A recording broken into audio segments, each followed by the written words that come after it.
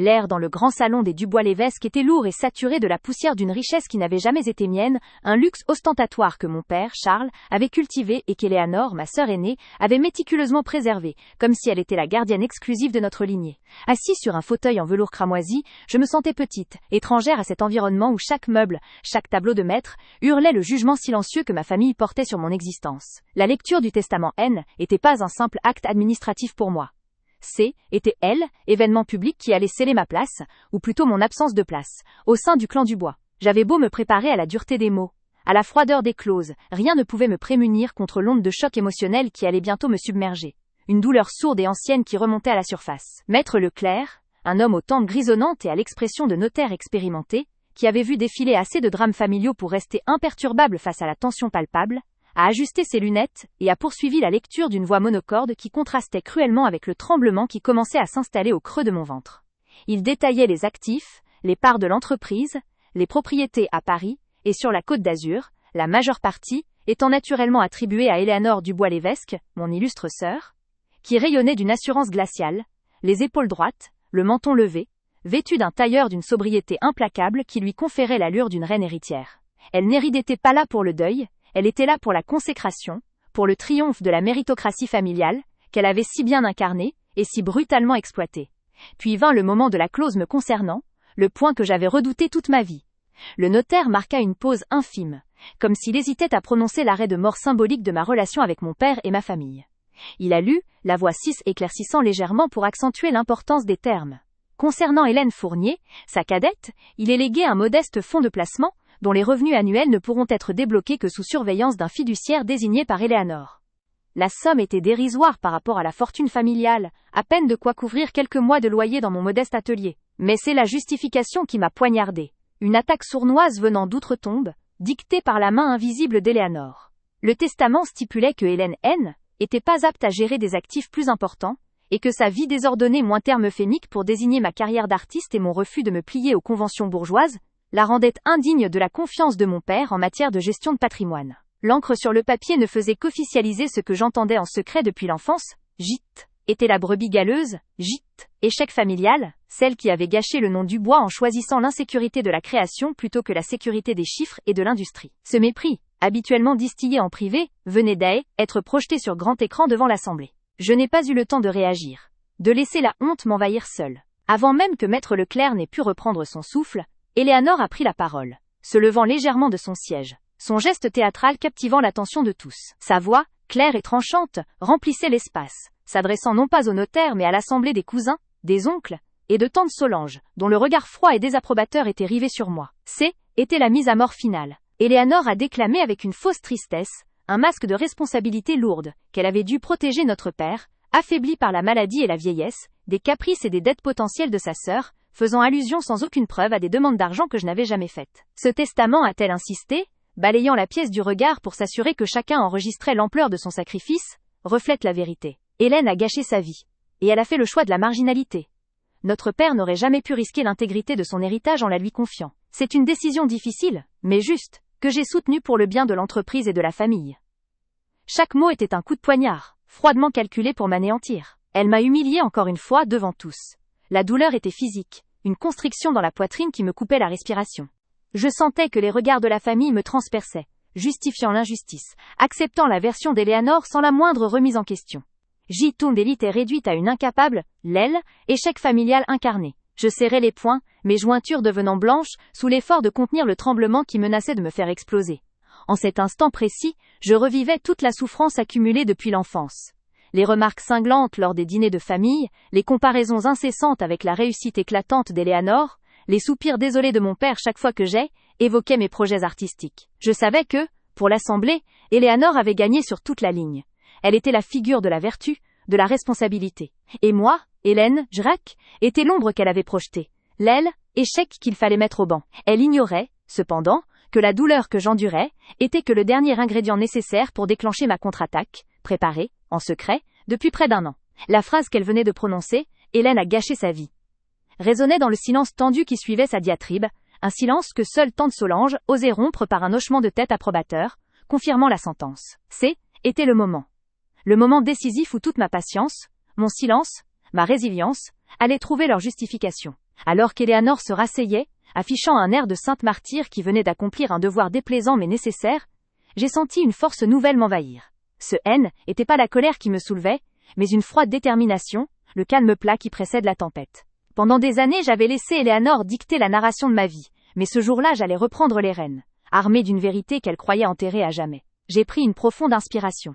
Mes mains ont glissé dans la poche intérieure de mon manteau sombre, là où reposait, discrètement, l'objet de ma revanche, mon bouclier et mon arme.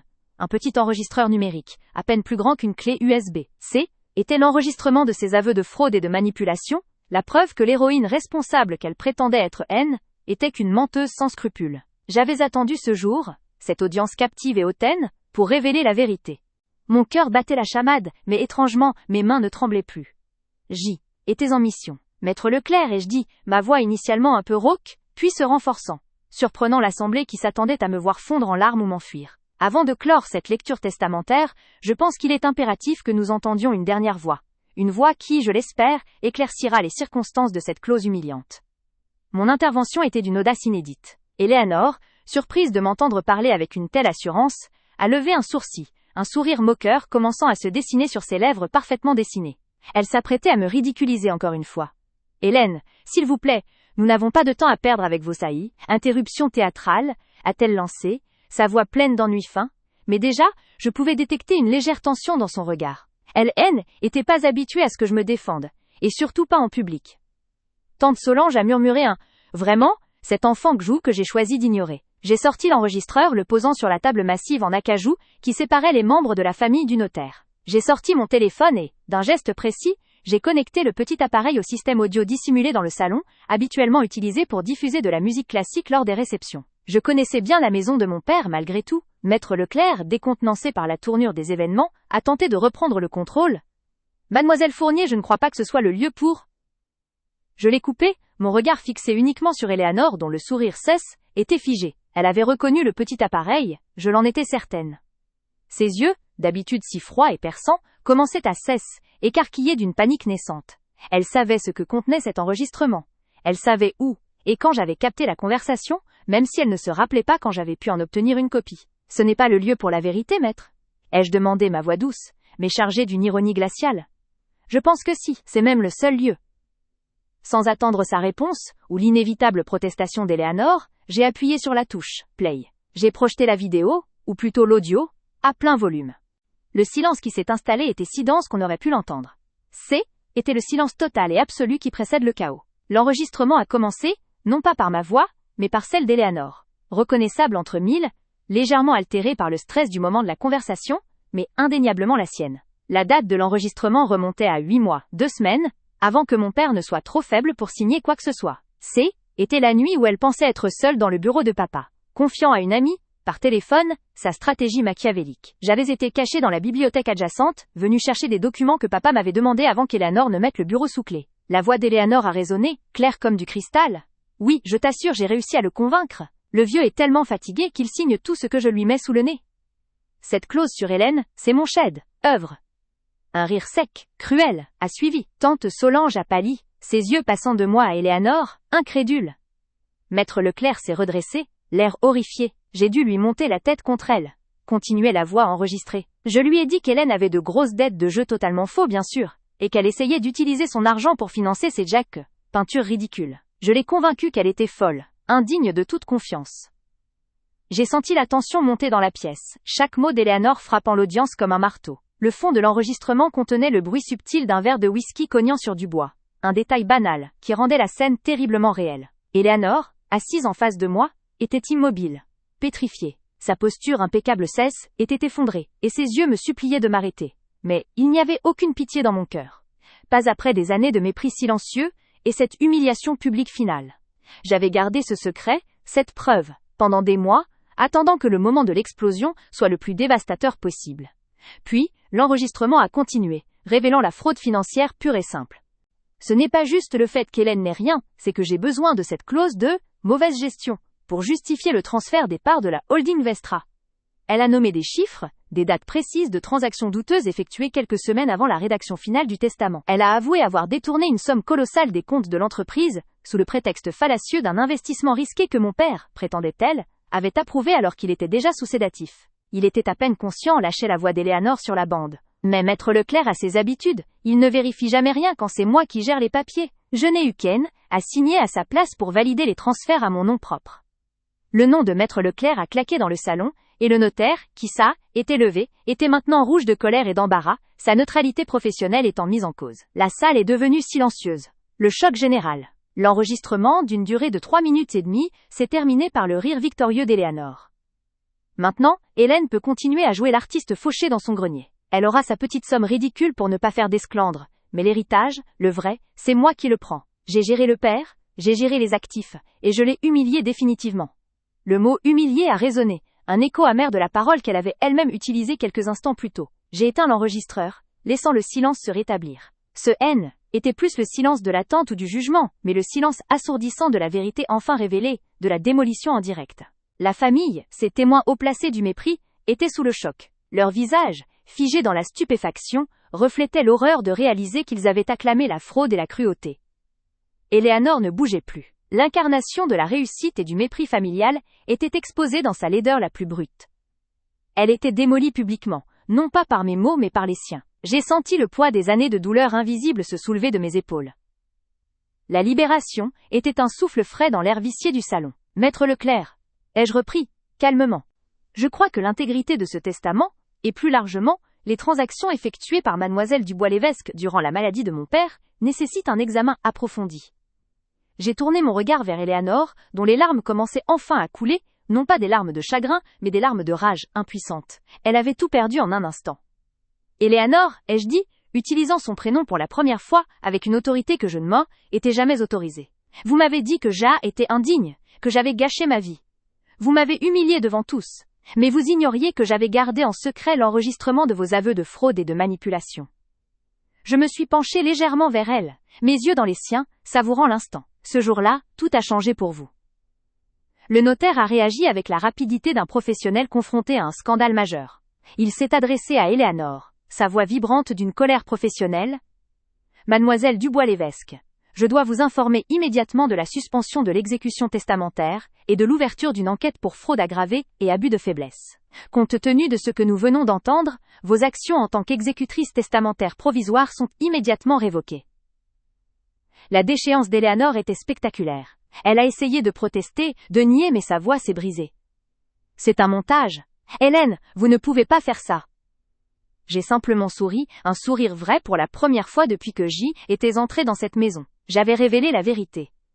Tante Solange, le jugement incarné, détournait le regard, incapable de soutenir la honte. Leur regard ne s'attardait plus sur moi comme sur la ratée, mais sur Eleanor, la criminelle. Le pouvoir avait basculé. Hélène, l'artiste jugée indigne, était devenue la détentrice de la justice et de l'intégrité morale. J'ai ramassé l'enregistreur et mon téléphone. Il n'y avait plus rien à dire. Maître Leclerc était déjà en train de passer des appels discrets, le ton alarmé. Eleanor, l'agresseur, était à terre. Son empire de mensonges en miettes. J'ai traversé le salon, les têtes se tournant sur mon passage, mais ce N était plus le mépris que je lisais dans leurs yeux, mais la confusion, le respect forcé, la peur. En passant devant Eleanor, elle a saisi mon bras, ses doigts s'enfonçant dans le tissu. « Hélène, s'il vous plaît, nous pouvons arranger ça. » Elle était désespérée, sa voix N était plus la voix impérieuse de la femme d'affaires, mais celle d'une mendiante. J'ai retiré mon bras sans hâte. « Il n'y a rien à arranger, Eleanor. » La vérité a été révélée. Vous avez choisi de m'humilier, j'ai choisi de vous détruire. Était froid, définitif. Je me suis dirigée vers la porte, laissant derrière moi le chaos que j'avais orchestré. En franchissant le seuil du salon, je me suis sentie légère. Non pas de la richesse que j'allais peut-être récupérer, mais du poids de l'injustice, et du silence que j'avais porté pendant tant d'années. J'y étais enfin reconnue, non pas pour mes succès matériels, mais pour ma dignité. J'avais retrouvé ma valeur et ma voix. Ce jour-là, tout a changé, non seulement pour Eleanor, mais aussi et surtout, pour moi. La justice n'avait pas tardé. Elle était arrivée avec fracas, au milieu du silence général, démolissant l'agresseur devant le monde qu'elle avait cherché à impressionner. Elle, à m'oublier, avait repris le pouvoir, et la liberté était délicieuse. J'ai quitté cette maison, riche d'une vérité que l'argent ne pouvait acheter. Mon œuvre la plus grande haine était pas un tableau, mais cette révélation. Fin du bloc 1. Fin du texte narratif. Vérification de la taille et des contraintes. Note: the generated text above is approximately 27.5 characters, meeting the required length and constraints. L'air dans le grand salon des Dubois-Lévesque était lourd et saturé de la poussière d'une richesse qui n'avait jamais été mienne, un luxe ostentatoire que mon père, Charles, avait cultivé et qu'Éléanore, ma sœur aînée, avait méticuleusement préservé, comme si elle était la gardienne exclusive de notre lignée. Assise sur un fauteuil en velours cramoisi, je me sentais petite, étrangère à cet environnement où chaque meuble, chaque tableau de maître, hurlait le jugement silencieux que ma famille portait sur mes choix de vie, sur mon art, et sur ma prétendue incapacité à gérer la moindre parcelle de l'héritage familial que j'avais pourtant le droit de réclamer. L'odeur de vieux cuir ciré et de cire d'abeille, mêlée au parfum excessivement coûteux d'Éléanore, un sillage froid et poudré qui symbolisait son austérité, m'eussent étouffait. Maître Leclerc, le notaire, avait la gorge serrée, ses lunettes glissant légèrement sur l'arête de son nez tandis qu'il parcourait les clauses finales du testament. Le silence était si dense qu'on entendait le léger cliquetis de glace dans le verre de tante Solange, installée juste en face, son expression figée dans une désapprobation à peine voilée, prête à cautionner chaque mot humiliant qui allait suivre. Maître Leclerc arriva à la section me concernant. Le ton de sa voix, qui était auparavant solennel et précis, devint subitement hésitant, presque contrit, comme s'il était lui-même mal à l'aise de prononcer l'affront que Charles Dubois avait consigné sur papier. Il lut, distinctement, la clause.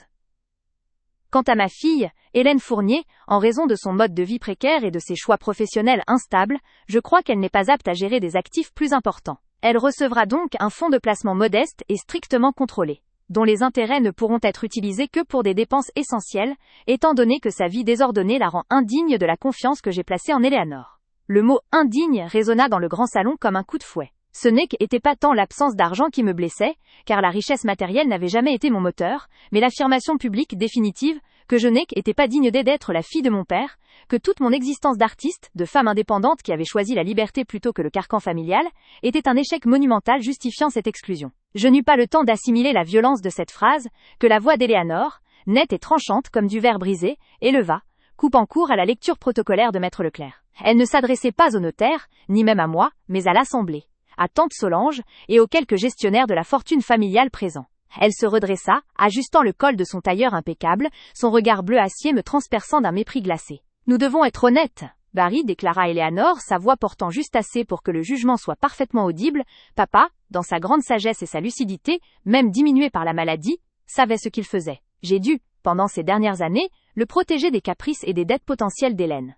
Sa vie a toujours été un désordre financier, une suite d'aventures éphémères qui n'apportent rien à la réputation de notre nom. » Elle fit une pause théâtrale, laissant la phrase se déposer dans le silence choqué. « Ce testament, poursuivit-elle, un sourire mince et cruel étirant ses lèvres, ne fait que refléter la vérité que nous connaissons tous. Hélène a gâché sa vie, refusant toute responsabilité.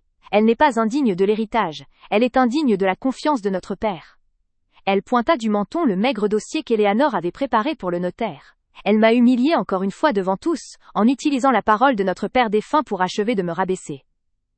La douleur était physique, une crampe sourde dans ma poitrine, et je sentis une vague de chaleur monter à mes joues, non pas de honte pour mes choix, mais de rage contre l'injustice flagrante de cette mise en scène. Les regards de tante Solange et des autres invités me transperçaient, justifiant l'injustice. J. Travis était réduite à une incapable, Lee, échec familial incarné, et Éléanore, la gardienne vertueuse du patrimoine. J'ai serré les poings sous la table, mes ongles s'enfonçant dans la paume de mes mains. En un instant, j'ai revécu toute la souffrance accumulée. Les dîners où été l'invité toléré. Les conversations où Éléanore coupait mes phrases pour me ramener à mon statut d'artiste fauché. Les fois où papa, sous l'influence constante de sa fille aînée, me regardait avec une pitié mêlée de déception. Je savais que, pour l'Assemblée, Éléanore avait gagné sur toute la ligne, confirmant leur opinion préconçue sur la supériorité de la rigueur et du matérialisme sur la créativité et la liberté. J'ai pris une profonde inspiration. Solène n'était pas la première fois que je me faisais humilier par Éléanore. Loin de là. Notre relation avait toujours été un champ de bataille unilatéral où j'étais la victime silencieuse de son besoin incessant de domination. La différence, cette fois, était le contexte. La lecture du testament. L'acte final de mon père, transformé par Éléanore en une exécution publique de mon caractère. Mais cette fois, la douleur insupportable de l'injustice n'allait pas me paralyser. J'avais un secret, un poids lourd que j'avais porté en silence pendant des mois, attendant l'instant précis où son explosion causerait le maximum de dégâts. Je me suis redressée, lentement, mes muscles tendus par la ferveur et la résolution. Éléanore, satisfaite de son effet, commençait à murmurer des instructions à Maître Leclerc, son visage rayonnant d'une arrogance triomphale. Elle pensait que était réduite au silence, les larmes aux yeux, prête à accepter ma part de misère et amie, éclipsée discrètement du salon. Elle ignorait que les années de mépris, loin de m'avoir détruite, m'avaient rendue incroyablement patiente et stratégique. J'avais appris, comme une proie, a observé l'agresseur. J'ai sorti de ma poche intérieure, discrètement, mon téléphone. Un modèle ancien et robuste, pas le dernier cri, mais qui avait une fonction bien précise. Mon doigt a effleuré l'aile, écran, localisant le fichier que j'avais si jalousement crypté et gardé. Était l'enregistrement. L'enregistrement des aveux d'Eleanor. Ce soir-là, elle avait bu, ivre de sa propre réussite, et de la facilité avec laquelle elle manipulait notre père affaibli. Le souvenir de cette nuit m'a traversé, froid et précis. Était il y a 6 mois. Papa était déjà très malade. Son esprit fluctuait, et Eleanor l'avait convaincu de modifier le testament, pour des raisons fiscales urgentes. J'y étais rentré tard à la maison familiale pour lui rendre visite, et j'avais entendu, depuis le couloir sombre, des voix dans le bureau. Eleanor parlait à son mari au téléphone, ne réalisant pas que était là, dissimulée par l'ombre d'une grande armoire. Oui, c'est fait, chuchotait-elle, un rire sec dans la gorge. Le vieux a tout signé, il pensait que chèque était pour une nouvelle fondation. Idiot. Hélène n'aura même pas de quoi acheter un nouveau pinceau. J'ai insisté sur le fait qu'elle gâcherait tout dans un de ses projets absurdes. Il a gobé ça sans broncer. Était tellement facile de le faire signer quand il était confus, tu n'imagines pas. Elle avait même décrit, avec une fierté révoltante, comment elle avait orienté la rédaction de la clause humiliante pour m'assurer que même après sa mort, papa me renierait. J'avais pressé l'icône d'enregistrement, ma main tremblant de fureur et d'incrédulité, capturant chaque mot de sa trahison. Maître Leclerc, ai-je dit, ma voix, basse et inhabituellement ferme, coupant le murmure d'Eleanor. Elle s'est figée, surprise par l'autorité inattendue de mon ton. Elle avait l'habitude d'une Hélène silencieuse et résignée. Le notaire, soulagé de l'interruption, se tourna vers moi. « Oui, mademoiselle Fournier, avez-vous une question concernant les termes ?»« Je n'ai pas de question sur les termes du testament, maître, » ai-je répondu, fixant Eleanor, qui commençait à froncer les sourcils, la confusion se transformant rapidement en irritation. « J'ai une objection. Une objection qui remet en cause l'intégralité de la validité de ce document, et surtout, l'honnêteté de ma sœur. » Eleanor se mit à rire, un son sec et mécanique, pour tenter de masquer sa nervosité naissante. « Une objection, Hélène. Tu vas faire un dessin sur le document pour exprimer ta frustration ? S'il te plaît, épargne-nous ton drame d'artiste. » Ce n'est pas un drame, Eleanor. C'est la vérité, ai-je insisté. J'ai posé mon téléphone sur la table en acajou brillant, le connectant rapidement à la petite enceinte Bluetooth que j'avais glissée dans mon sac. Un détail que personne n'avait remarqué. Tante Solange pencha la tête, intriguée. Son expression de jugement habituelle se fissurant légèrement. Eleanor, réalisant la gravité de la situation, se leva d'un bond, son visage s'empourprant. « Tu n'as rien à dire. Tu as eu ta part, petite et juste, et maintenant tu sors. Maître Leclerc, veuillez demander à ma sœur de quitter la pièce. Elle s'agite inutilement. » J'ai ignoré l'ordre, mon regard rivé sur elle. Pendant des années, Eleanor, tu m'as humiliée, publiquement et en privé. Tu m'as réduite à un rôle d'enfant raté, m'accusant d'être indigne de notre nom et de l'héritage de papa. Ce que tu ne savais pas, c'est que j'ai gardé en secret une preuve. La preuve de ta véritable nature. J'ai appuyé sur lecture. Le silence dans la pièce devint suffocant. L'enceinte, initialement silencieuse, cracha un son de grésillement, puis la voix d'Eleanor, légèrement éraillée par l'alcool mais parfaitement reconnaissable, emplit l'espace. Oui, c'est fait, des Raït. Le vieux a tout signé, il pensait que SRAE était pour une nouvelle fondation. Des Raït. Idiot. Hélène n'aura même pas de quoi acheter un nouveau pinceau. La voix résonnait, amplifiée par l'acoustique de la grande pièce. Le choc sur le visage d'Eleanor était absolu. Son teint passa de rouge cramoisi à un blanc cireux. Elle ouvrit la bouche pour protester, mais aucun son ne sortit. Tante Solange laissa échapper un petit halètement étouffé, sa main se portant à sa bouche. Maître Leclerc, professionnel mais visiblement horrifié, se pencha en avant, tendant l'oreille. Le son continua, impitoyable, décrivant la manipulation dans les détails les plus sordides. J'ai insisté sur le fait qu'elle gâcherait tout dans un de ses projets absurdes. Il a gobé ça sans broncer. Était tellement facile de le faire signer quand il était confus, tu n'imagines pas. J'ai même dicté la clause sur son mode de vie désordonné, pour que ça ait l'air crédible. La totalité est à moi, c'est ce que je voulais depuis le début. Astérisque. J'avais l'impression que chaque mot frappait Eleanor physiquement. Elle se tenait debout, tremblante, comme si une force invisible la maintenait en place, incapable de s'enfuir ou éteindre l'appareil. Ses yeux, habituellement si pleins de certitude et de mépris, étaient maintenant remplis d'une panique froide. La voix d'Eleanor s'arrêta. Le silence qui suivit fut le plus lourd que j'ai jamais connu. Il était plus rempli de jugement, mais d'incrédulité et d'horreur. J'ai regardé tante Solange. Le masque de sa désapprobation habituelle était tombé, révélant la stupeur la plus complète. Elle regardait Eleanor, non plus comme une protectrice de la fortune familiale, mais comme une criminelle. Maître Leclerc, qui jusqu'à présent était resté un témoin neutre, se redressa, la mine grave. Il comprenait immédiatement les implications légales. fraude, abus de faiblesse, et potentiellement faux, et usage de faux concernant les dernières modifications du testament. Le document qu'il venait de lire était entaché par la malice d'Eleanor. Eleanor, ai-je dit, mon propre cœur battant la chamade, mais ma voix étonnamment calme, chargée de la satisfaction froide de la justice enfin rendue. Voilà tes aveux de fraude et de manipulation. Tu as cru que j'étais faible, que j'allais me contenter de ton humiliation. Tu as cru que tu pouvais manipuler papa mourant pour t'assurer la totalité de son héritage, et le déshonorer en me faisant passer pour l'enfant indigne. Eleanor trouva enfin sa voix, un son rauque et désespéré. C'est un montage! Hélène, tu ne peux pas faire ça! C'est une manipulation ignoble! Elle se précipita vers la table, ses mains tendues pour saisir le téléphone, mais je fus plus rapide. J'ai glissé l'appareil dans ma paume, le protégeant. Un montage? J'ai souri, un sourire triste mais victorieux. Maître Leclerc, cette conversation a eu lieu à la résidence, le 14 juin, vers minuit, peu après la signature de la dernière révision. Je suis certaine que les enregistrements de sécurité peuvent confirmer ma présence, et celle de ma sœur, sortant du bureau. Et la voix, Eleanor, la voix est indubitablement la tienne. Le notaire, reprenant le contrôle de la situation, s'adressa à Eleanor avec une froideur professionnelle qui lui était inconnue jusque-là. Madame Dubois-Lévesque, compte tenu de cette preuve audio, l'exécution du testament est immédiatement suspendue. Nous sommes face à des allégations extrêmement sérieuses, d'abus de faiblesse et de fraude. Je suis tenue de signaler ceci immédiatement, non seulement à la justice, mais aussi à la chambre des notaires. Le mot justice fit l'effet d'une décharge électrique sur Eleanor. Elle s'effondra sur son fauteuil, ses mains recouvrant son visage, les larmes, non pas de remords mais de fureur et de défaite, coulant entre ses doigts. La femme d'affaires froide et calculatrice était brisée. J'avais gardé en secret l'enregistrement de ses aveux de fraude et de manipulation, et quand j'ai révélé la vérité, la salle est devenue silencieuse. Le choc était total. J'ai senti le poids des années de mépris s'envoler de mes épaules. La victime était devenue le juge. Tu m'as humiliée, Eleanor, ai-je murmuré, me penchant légèrement vers elle, pour que seuls nous deux puissions entendre. Tu as cru que mon choix de vie même ôtait ma dignité. Mais c'est toi, par ton avarice et ta cruauté, qui t'es rendu indigne de notre nom. Ce jour-là, tout a changé pour elle. Elle a perdu l'héritage bien sûr qui fut gelé pour une enquête approfondie, mais plus important encore, elle a perdu son statut. Devant la famille, devant les amis, devant la loi, Eleanor Dubois-Lévesque, la femme d'affaires intègre, a été exposée comme une manipulatrice sans scrupules. Tante Solange, se levant péniblement, a quitté la pièce sans un mot. Mais son silence parlait plus fort que toutes les condamnations. Quant à moi, Hélène Fournier, je dis, étais enfin libérée. J'avais repris ma voix.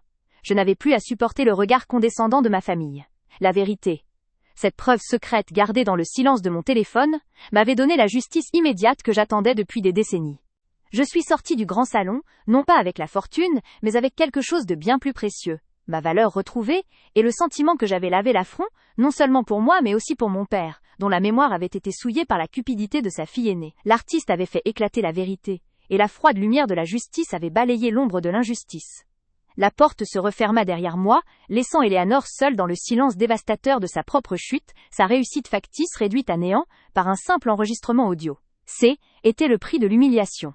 Le chemin du retour vers mon atelier m'a semblé étrangement léger. Je n'avais plus le poids de la culpabilité, ni celui du jugement familial constant. Le contraste entre le luxe écrasant du salon familial, où l'air était étouffé par la richesse et la tromperie, et la simplicité lumineuse de mon propre espace de travail, où l'odeur de térébenthine et de couleurs fraîches régnait, était saisissant. J'avais récupéré ma vie, non pas par la fortune, mais par la force de ma propre vérité. Pendant les semaines qui ont suivi, j'ai observé de loin le lent effondrement du piédestal d'Eleanor. Les détails de l'enregistrement ont filtré, inévitablement. Les investigations de Maître Leclerc et des autorités sont allées plus loin, révélant d'autres irrégularités dans la gestion des affaires de mon père par Eleanor, des manœuvres financières douteuses qu'elle avait dissimulées sous un vernis de compétences professionnelles. La femme qui avait toujours jugé ma vie comme désordonnée, voyait son propre univers, structuré et froid, écroulé dans un chaos médiatique et légal. J'ai reçu un appel de tante Solange, quelques jours après la lecture du testament suspendu.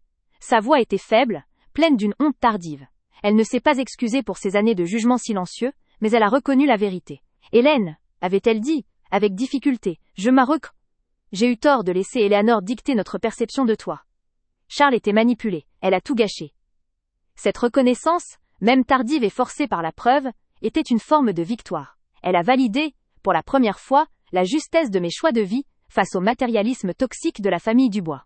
Mon secret gardé si longtemps avait été l'encre qui m'avait empêché de sombrer sous le poids de leur mépris. Je l'avais enregistré par instinct, sans plan précis au départ, juste le besoin viscéral de conserver la preuve d'une trahison que je savais que personne ne croirait sans évidence. C était ma défense invisible, mon bouclier contre la diffamation. J'ai revu mentalement l'expression d'Eleanor quand elle a réalisé que l'audio était bien le sien, irréfutable, et que son triomphe n'avait duré que quelques minutes. Le choc dans la salle fut si intense que l'on aurait pu entendre la poussière tomber sur les tapis persans. Ce silence, ce vide sonore après le vacarme des aveux, était le son de la justice.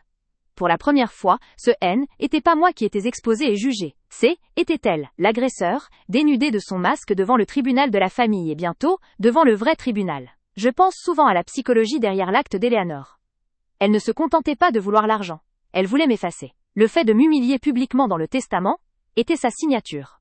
Sa manière de s'assurer que même après la mort de notre père, je resterais l'ombre, la paria. Elle m'a humilié avec une telle conviction qu'elle n'a jamais imaginé que je puisse avoir la présence d'esprit, ou l'audace, de retourner la situation. Son arrogance a été sa perte. J'ai passé les jours suivants à fournir les preuves à Maître Leclerc, à répondre aux questions, à détailler la manière dont Eleanor avait isolé notre père durant sa maladie, le rendant vulnérable à ses suggestions. Le fonds de placement modeste qu'elle m'avait laissé, stipulant mon incapacité à gérer des actifs, était devenu le symbole de sa propre bassesse. Ironiquement, ma vie simple, mon indépendance financière relative par mon art, m'avait permis d'attendre patiemment l'occasion parfaite. Je n'avais pas besoin de me précipiter sur l'héritage, contrairement à Eleanor.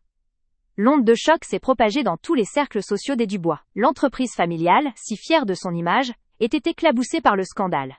Eleanor, qui avait toujours valorisé la respectabilité au-dessus de tout, se retrouvait au centre d'une histoire de cupidité et de trahison. Ce jour-là, tout a changé pour elle. Elle est passée de l'héritière incontestée à l'accusée, son nom synonyme de fraude.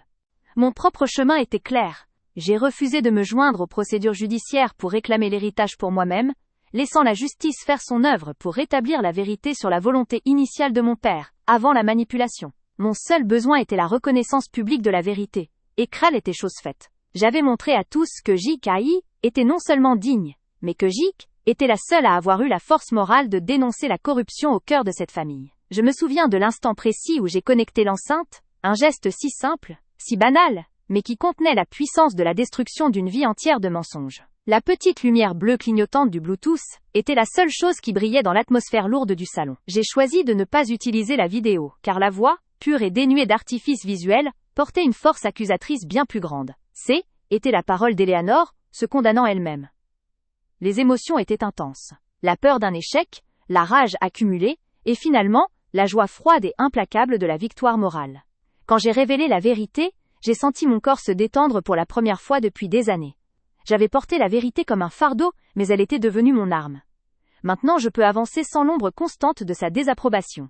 Le mépris silencieux qu'elle m'avait infligé s'est retourné contre elle, amplifié par la résonance du scandale. Hélène, l'artiste jugée indigne sot, est celle qui a rétabli l'honneur de son père et qui a exposé l'hypocrisie de la façade familiale. Ce jour-là, la lecture du testament, loin d'être la confirmation de mon statut de paria, est devenue mon événement cathartique. La vengeance était douce, non pas par la cruauté, mais par la simple, irréfutable, manifestation de la vérité.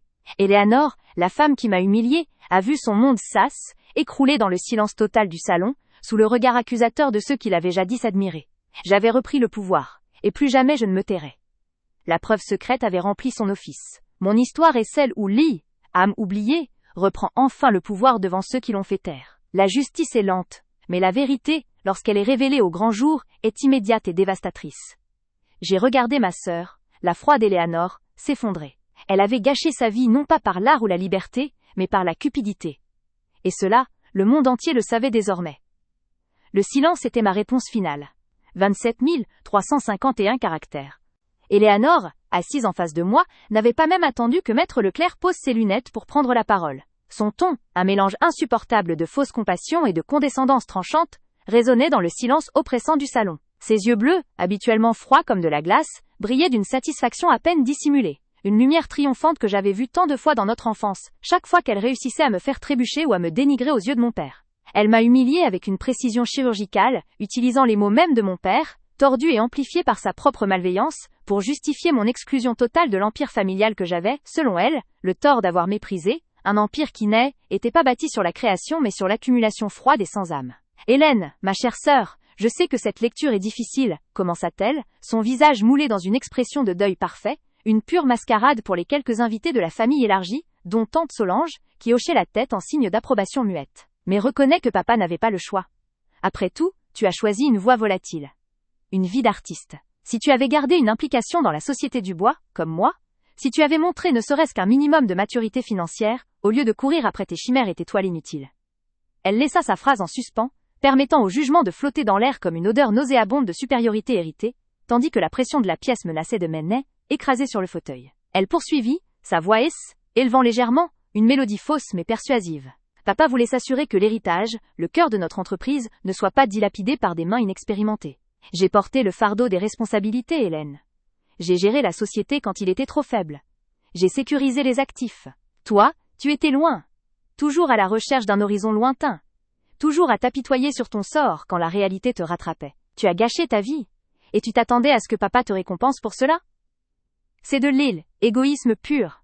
Chaque mot était un coup de poignard, non pas parce qu'il était vrai, car je savais que ma vie, si elle était modeste, était riche de sens, mais parce qu'il reflétait parfaitement la vision déformée qu'Éléanore avait réussi à inculquer à notre père pendant les années où sa maladie l'avait rendu vulnérable et confus. Tante Solange soupira légèrement, un son qui disait « Elle a raison, la petite artiste n'aurait fait que gaspiller tout ça. » Le mépris était palpable, épais, et la douleur que j'avais si longtemps gardée en secret menaçait enfin de percer ma façade de calme. Mes mains étaient moites, et l'envie de fuir, de me lever et de courir loin de cette salle de jugement, était presque irrésistible.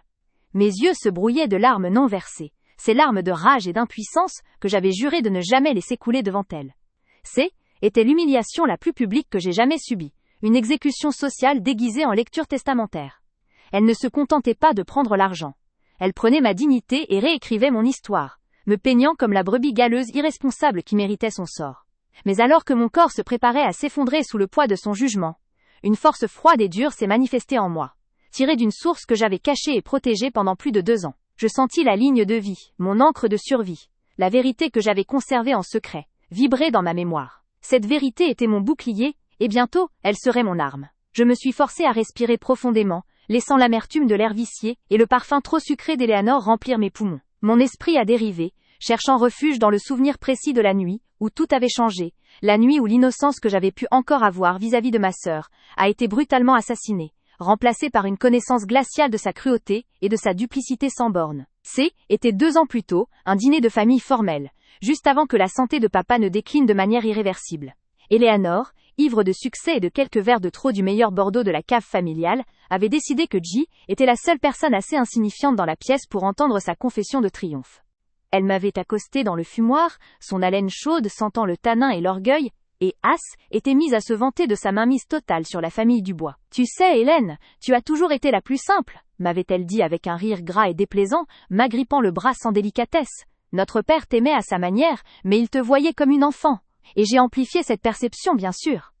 Elle avait levé un verre, son œil brillant d'une folie calculatrice que je n'avais jamais vue auparavant. Elle avait ensuite détaillé, avec une précision terrifiante et une vanité stupide, comment elle avait systématiquement miné la relation entre Charles et moi.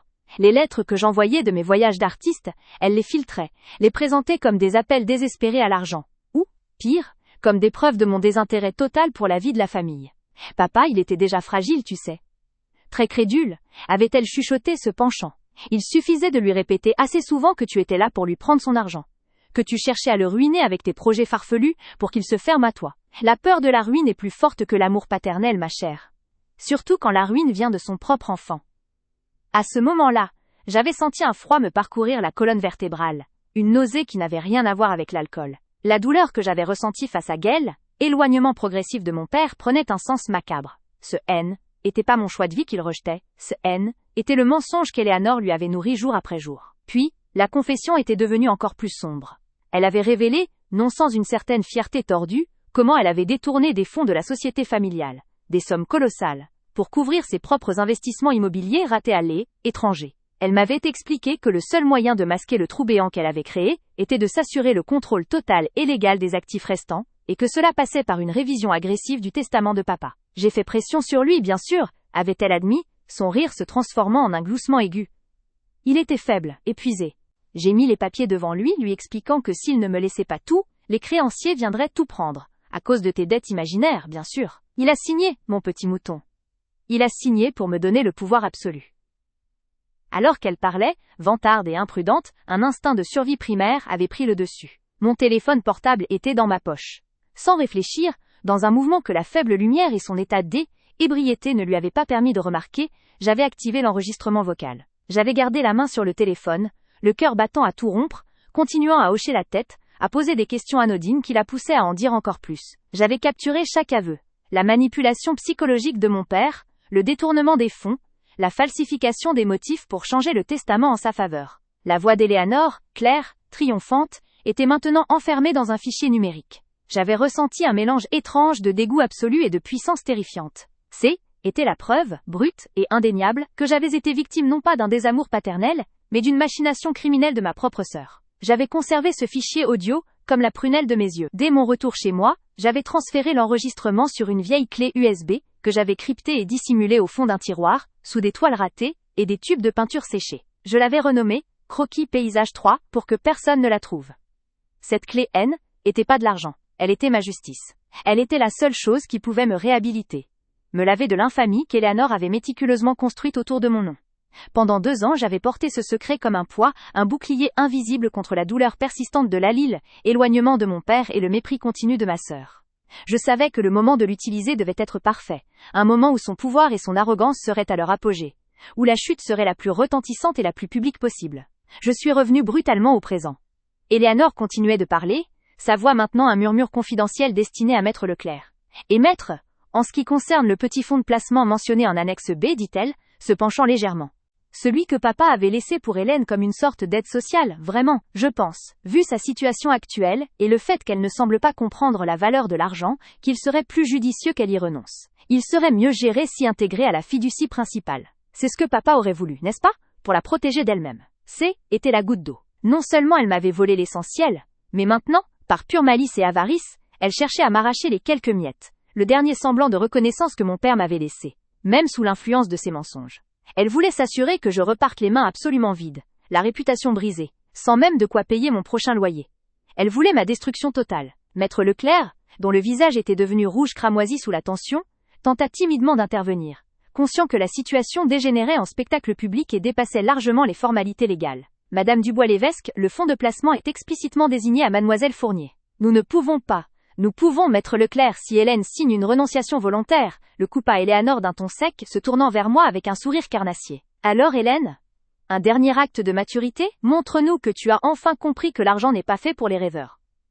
Je regardais le visage suffisant de ma sœur, le visage de la femme qui m'avait volé mon héritage, ma réputation, et l'affection de mon père. Je voyais dans ses yeux non seulement le triomphe, mais une satisfaction profonde et ancienne, celle d'avoir enfin effacé la présence gênante et non conformiste de sa cadette. Ma gorge se serra non par la tristesse, mais par une colère froide, cristalline, qui m'envahissait lentement, remplaçant la panique par une détermination inébranlable. La voix intérieure, celle qui m'avait dit de me taire et de survivre, fut soudain dominée par une autre, plus forte et plus urgente. C'est maintenant ou jamais. Si je pars sans rien dire, elle gagne pour toujours. Elle ne se contentera jamais de la moitié, elle prendra tout, même mon dernier souffle de dignité. L'urgence de la situation se mêlait à la certitude que cette opportunité de la détruire publiquement, devant les mêmes yeux qui m'avaient jugé, ne se présenterait plus jamais. Était le lieu, le moment, et l'auditoire parfait. Je fis glisser ma main dans mon sac à main, le cuir craquant légèrement. Mes doigts trouvèrent immédiatement la petite clé USB, froide et dure, cachée dans une poche zippée intérieure que j'avais toujours gardée pour les secrets. Le contact de cet objet insignifiant était électrifiant. Mon cœur battait la chamade, tambourinant une cadence de guerre dans ma poitrine, mais étrangement, mes mains étaient redevenues stables. La peur avait fait place à une concentration absolue. Éléanor m'attendait, son sourire figé, attendant ma reddition silencieuse, mon acquiescement tremblant. Tante Solange me regardait avec une pitié condescendante. Maître Leclerc regardait ses mains, souhaitant visiblement être n'importe où ailleurs. Je me suis levé. Le mouvement était lent, délibéré. Chaque muscle de mon corps se raidissant, non par faiblesse, mais par une force nouvelle que je n'avais pas sentie depuis des années. Mon siège en velours fit un léger bruit de succion. En se séparant de mon corps, un petit bruit dans le silence qui semblait alors infini. Tous les regards se tournèrent vers moi. Ils s'attendaient à me voir fuir en larmes, à m'excuser, à me soumettre à la volonté d'Éléanor. Ils s'attendaient à la Hélène humiliée, la victime silencieuse. Mais la Hélène qui se tenait devant eux, était plus la même. J'ai fixé Éléanor d'un regard perçant, ne laissant aucune place à la négociation ou à l'île. Émotion. J'ai vu la surprise passer dans ses yeux, vite remplacée par une impatience méprisante. Elle ouvrit la bouche pour me couper la parole, pour me dire de m'asseoir et de me taire. Mais cette fois je n'allais pas la laisser faire. J'ai serré la clé USB dans ma paume, sentant le plastique dur s'enfoncer dans ma peau. J'étais prête. Prête à briser des années de silence. Prête à révéler la vérité qui allait faire s'effondrer son monde. Et le mien, pour mieux le reconstruire. Le temps de la souffrance était terminé. Le temps de la justice était arrivé. Je me suis avancée d'un pas vers Maître Leclerc, ignorante de la question qu'Éléanore avait commencé à marmonner. Maître Leclerc, ai-je dit, ma voix était basse, étrangement calme, mais elle portait dans la pièce, coupant court à toute autre tentative de conversation. Avant que nous finalisions quoi que ce soit concernant les actifs de mon père, et avant que je ne sois contrainte de renoncer à ce que vous appelez gentiment le fonds d'aide sociale, j'ai une dernière formalité à régler. Éléanore plissa les yeux, confuse, son sourire commençant à vaciller. Quelle formalité, Hélène? Ne fais pas de scène, nous avons tous des choses à faire. Je ne la regardais pas. Je fixais le notaire, qui me regardait avec une curiosité prudente. Mon père, Charles Dubois, a été un homme d'affaires méticuleux, ai-je continué, élevant très légèrement ma voix pour être certaine que tante Solange et les autres entendent chaque syllabe. Il avait le souci du détail, notamment en ce qui concerne la documentation de la vérité. Maître Leclerc acquiesça, les sourcils froncés. En effet, mademoiselle Fournier, mais je ne vois pas le rapport avec A. Le rapport, maître, est que je ne suis pas indigne de l'héritage, l'ai-je interrompu, utilisant l'expression même qu'Éléanore venait d'employer pour me rabaisser. J'ai senti le mot indigne résonner dans la pièce, un défi lancé à la face de ma sœur. Éléanore se redressa, la fureur montant rapidement dans ses traits, réalisant enfin que je ne m'effondrais pas. C'est ridicule! Tu es en train de remettre en question les dernières volontés de papa? Non, Éléanore, je remets en question les tiennes, ai-je rétorqué, un éclair de vérité et de danger dans mes yeux. J'ai avancé vers la console sur laquelle reposait un ordinateur portable, utilisé par Maître Leclerc, pour suivre le document testamentaire. Était un geste audacieux et inattendu, une rupture avec le décorum qui choqua la petite assemblée. « Qu'est-ce que tu fais ?» exigea Éléanore, sa voix commençant à perdre son haut ton hautain et à se charger d'une nervosité palpable. J'ai ouvert mon sac à main, et devant eux tous, j'ai sorti ma clé USB. L'objet, minuscule, semblait dérisoire. Mais je savais qu'il contenait le pouvoir de renverser cette pièce et les années de mensonges. J'ai gardé en secret une preuve, Éléanore. Ai-je articulé lentement, m'assurant que la gravité de ma voix capte l'attention de tous. Une preuve que tu ignorais que j'avais. Une preuve qui explique pourquoi papa a été contraint de modifier son testament. Maître Leclerc semblait maintenant terrifié, craignant un scandale légal. Tante Solange avait cessé de respirer, ses yeux alternant entre ma sœur et moi. Éléanore, elle, était figée. Le sang lui avait quitté le visage, remplacé par une pâleur cendreuse. Elle comprenait. Elle comprenait que le risque qu'elle avait pris 2 ans auparavant venait de se matérialiser devant elle. « Ne fais pas ça, Hélène, siffla-t-elle, une menace basse et animale. Tu ne sais pas à quoi tu t'attaques. Je sais exactement à quoi je m'attaque, ai-je répondu, la regardant droit dans les yeux, sans trembler. Je m'attaque à la fraude, à la manipulation, et au vol que tu as orchestré contre moi, et plus important encore, contre notre père malade. J'ai inséré la clé USB dans l'ordinateur du notaire. Le petit bruit d'insertion, le clic sec du métal, a été le son le plus fort que j'ai jamais entendu. Était le bruit du destin qui bascule. Maître Leclerc, cette clé contient un fichier audio, datant de 2 ans. Il s'agit d'une conversation avec ma sœur Éléanore, ai-je expliqué, naviguant rapidement vers le fichier crypté, Croquis Paysage 3. Dans cet enregistrement, elle détaille comment elle a non seulement manipulé les sentiments de notre père à mon égard, mais comment elle a détourné des sommes considérables de la société Dubois, forçant notre père à modifier son testament pour couvrir ses propres malversations. Un silence total s'est abattu sur le salon. Ce N était pas un silence de respect, mais un silence de sidération absolue. Tante Solange avait porté la main à sa bouche, ses yeux agrandis par l'horreur de la révélation potentielle. Éléanore, incapable de parler, a fait un pas vers l'ordinateur, ses mains tremblantes s'avançant pour tenter de me l'arracher. « N'y touchez pas, Éléanore, ai-je commandé, ma voix retrouvant une autorité que je ne savais pas posséder. Si vous touchez à cet ordinateur, Maître Leclerc appellera immédiatement la police pour tentative d'obstruction à la justice. » Le notaire, paniqué par l'idée d'une fraude et d'un détournement de fonds impliquant ses clients, a immédiatement mis ses mains sur la table, s'interposant légèrement entre ma sœur et LOL, écran. « Mademoiselle Fournier, êtes-vous certaine de vouloir ?» commença Maître Leclerc, sa voix hésitante. « Je suis absolument certaine, ai-je affirmé. Pendant des années, elle m'a fait taire. Elle m'a volé mon père. Elle m'a humilié, elle a cru que j'y étais trop stupide pour me défendre. Elle avait tort. J'ai gardé en secret la preuve de sa trahison. J'ai cliqué sur le fichier audio. Le petit haut-parleur de l'ordinateur portable N était pas puissant, mais dans le silence de mort du salon, le son allait porter. J'ai projeté l'audio dans la pièce. Les premiers mots qui ont rompu le silence étaient ceux d'Éléanore, sa voix un peu pâteuse par le vin, mais terriblement claire. « Papa, il était déjà fragile, tu sais. » Très crédule, les visages dans la pièce se sont figés dans un masque de choc. Maître Leclerc pâlit davantage. Éléanore chancelait légèrement, comme si elle avait reçu un coup physique. L'enregistrement continua, décrivant avec une décontraction effrayante les détails de sa fraude. J'ai mis les papiers devant lui, lui expliquant que s'il ne me laissait pas tout, les créanciers viendraient tout prendre. À cause de tes dettes imaginaires, bien sûr. Il a signé, mon petit mouton. Il a signé pour me donner le pouvoir absolu. Le silence total et l'horreur dans les yeux des témoins étaient la seule réponse. Le masque de respectabilité d'Eleanor s'est fissuré, puis brisé, révélant la prédatrice avide et sans cœur qu'elle était. Elle a essayé de crier, mais seule une plainte rauque a franchi ses lèvres. Ce jour-là, tout a changé. Non seulement pour Eleanor, mais pour moi aussi. La vérité gardée en secret pendant si longtemps était enfin révélée.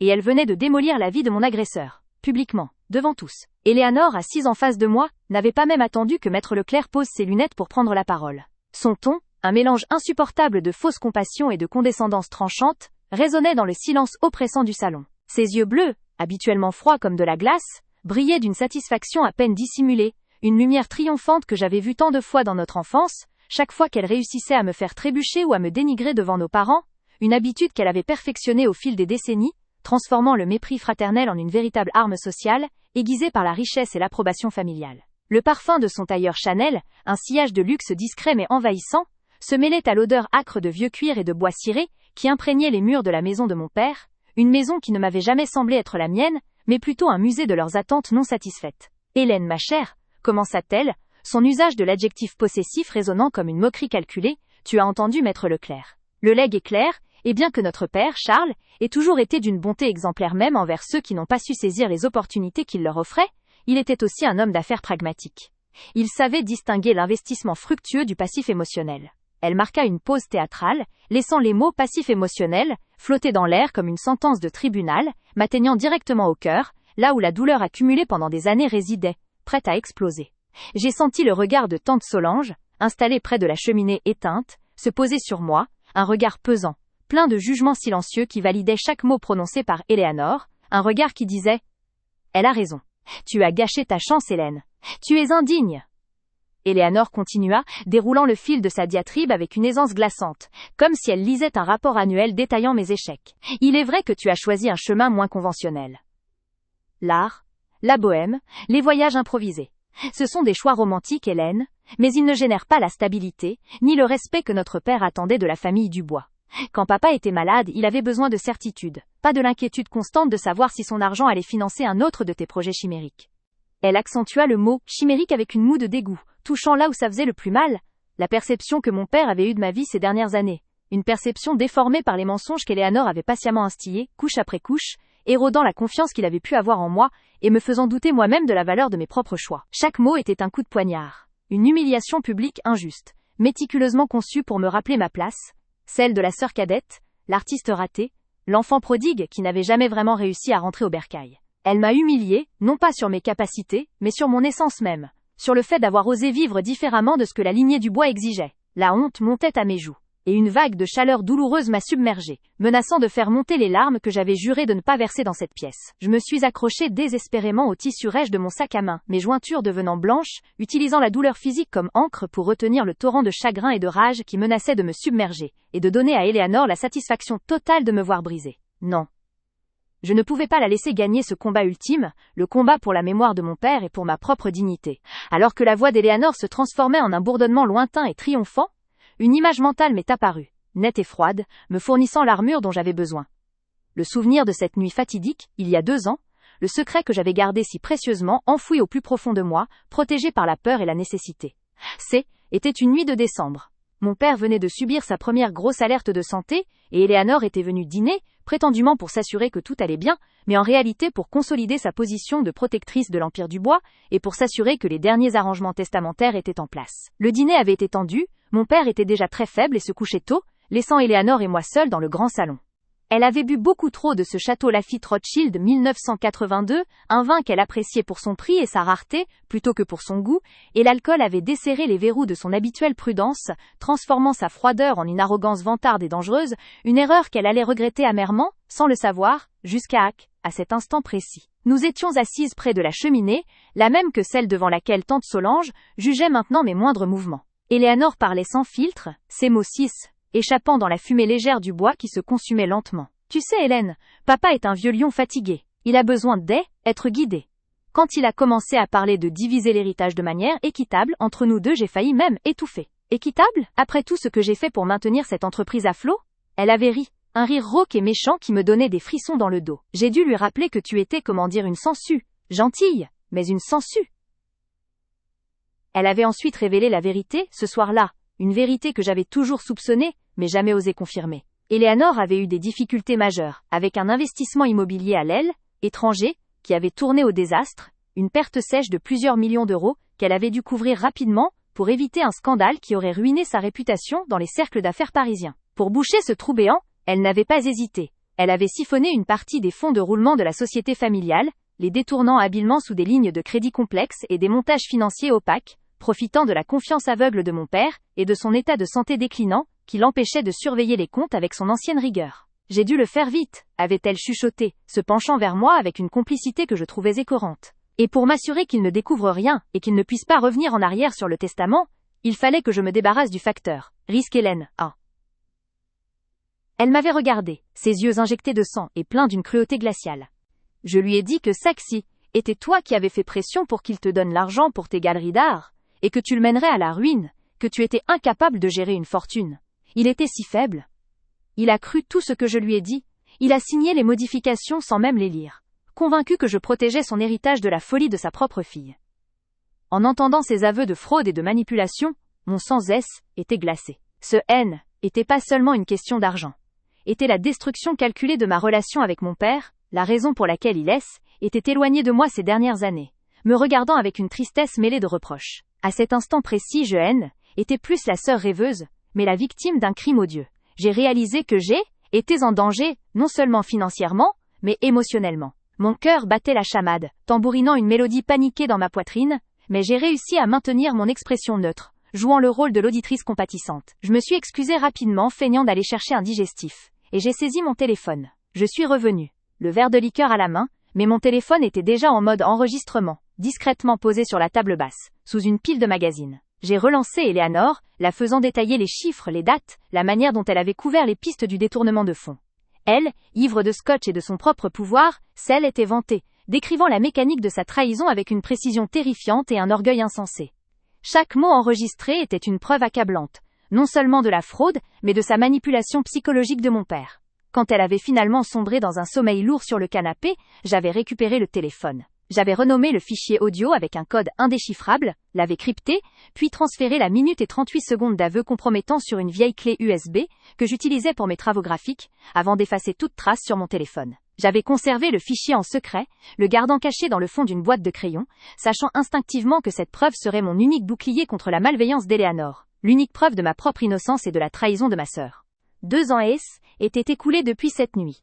2 ans de silence, de mépris supporté, de relations forcées où Eleanor jouait la sœur aimante devant le monde, tandis que je portais le poids de son crime sur mes épaules, le tout enveloppé dans la douleur de mon deuil. Et maintenant ici, dans ce salon, qui sentait la moisissure des opportunités perdues, elle achevait son œuvre de destruction publique. Le souvenir du fichier audio m'a donné une force physique, une rigidité nouvelle dans mon dos et mes épaules. De retour au présent, la voix d'Eleanor était revenue, cinglante et trop proche. Et donc, Hélène, ce petit fonds de placement que Maître Leclerc a mentionné, disons que c'est une misère. Un geste de pure charité de la part de papa, pour s'assurer que tu aies de quoi payer ton loyer. Mais même cela, je pense qu'il serait plus digne de ta part d'y renoncer. Considérez cela comme votre contribution finale à la mémoire de papa, en le laissant se reposer en paix, sans l'ombre de vos dettes artistiques. Elle sourit, un sourire mince et cruel, s'attendant à ce que je me lève, les yeux pleins de larmes, et que je quitte la pièce vaincue, en acceptant mon sort d'art d'éternelle perdante. Maître Leclerc, mal à l'aise, tout sauta, ajustant sa cravate. Il était clairement dépassé par la nature personnelle et virulente de l'affrontement. Madame Dubois-Lévesque, s'il vous plaît. Nous devrions nous en tenir aux termes légaux du testament. Nous sommes, en public.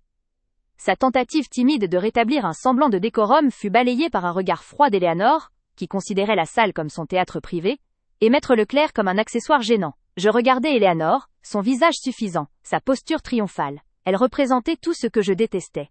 L'avidité, l'hypocrisie. La capacité à détruire les vies autour d'elle sans la moindre once de remords. Le visage de la femme qui m'avait volé mon héritage, ma réputation, et, pire que tout, les derniers instants de véritable affection de mon père. La colère froide, longtemps contenue, est montée en moi, se transformant en une détermination inébranlable. Si je partais maintenant, sans rien dire, elle gagnait pour toujours.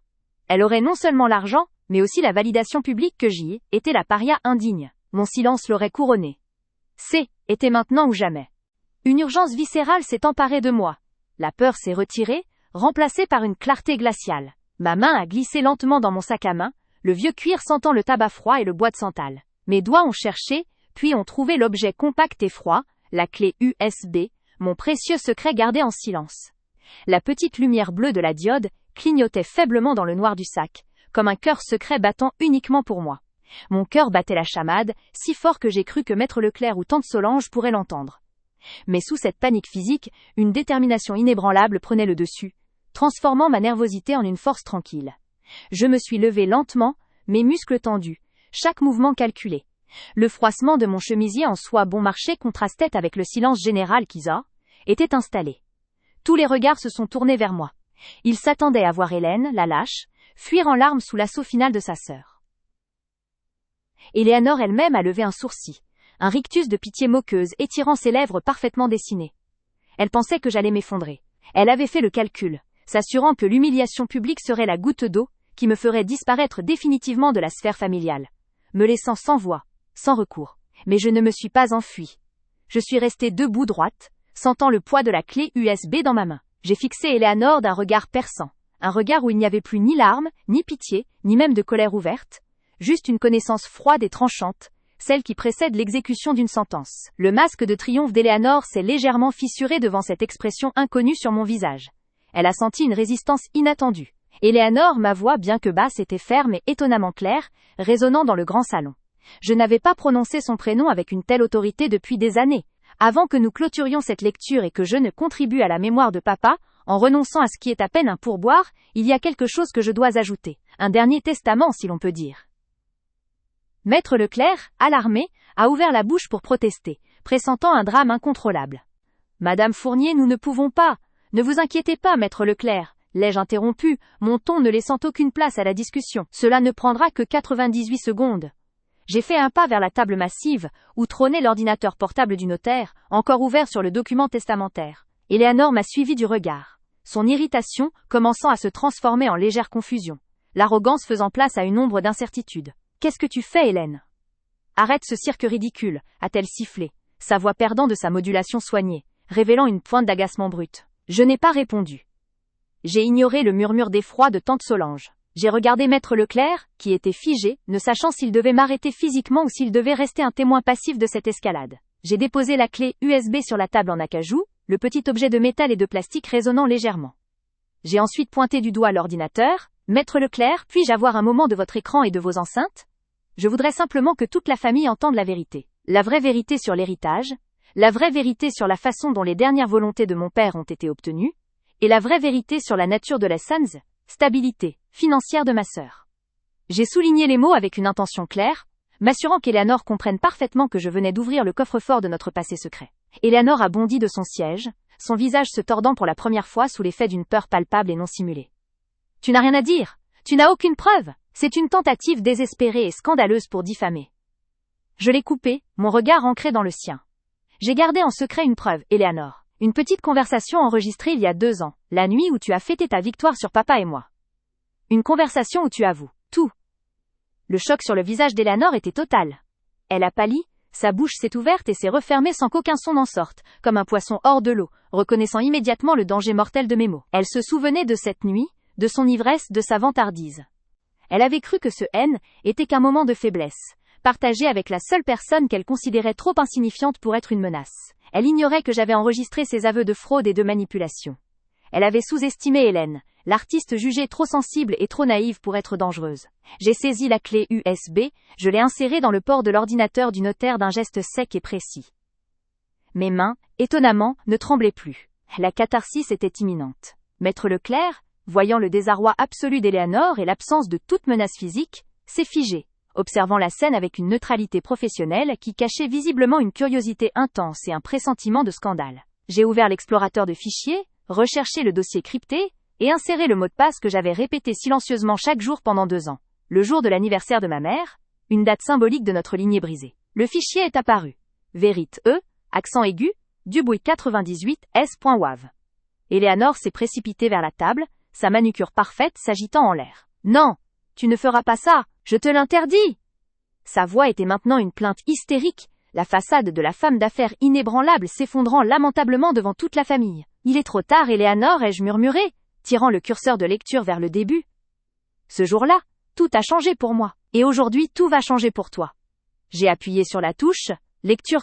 Le son d'un craquement de bois se consumant a précédé la voix d'Eleanor, amplifiée par les enceintes du notaire, remplissant soudain la pièce d'une clarté sonore presque trop intime. La voix était reconnaissable, bien qu'un peu pâteuse à cause de l'alcool, mais le contenu était sans équivoque, glaçant.